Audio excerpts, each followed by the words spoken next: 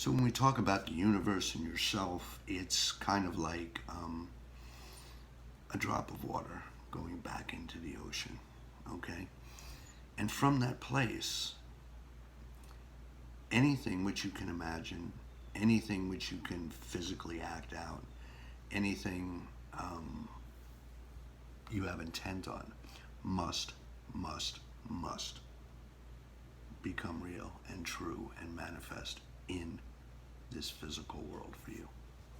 All right? Because we all agree that the inside is what controls the outside.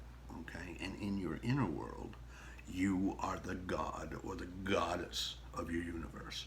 And you have the absolute right and the authority and the permission to do anything you want. All right? And that's exactly what I'll be teaching you in the Unleashing Infinite Potential, all right, which I'll probably announce next week, all right? And I'll be teaching that. When I teach you that, you'll be able to do it for yourself forever, okay? For anything you need, anything you want, if you can point to it, you can change it.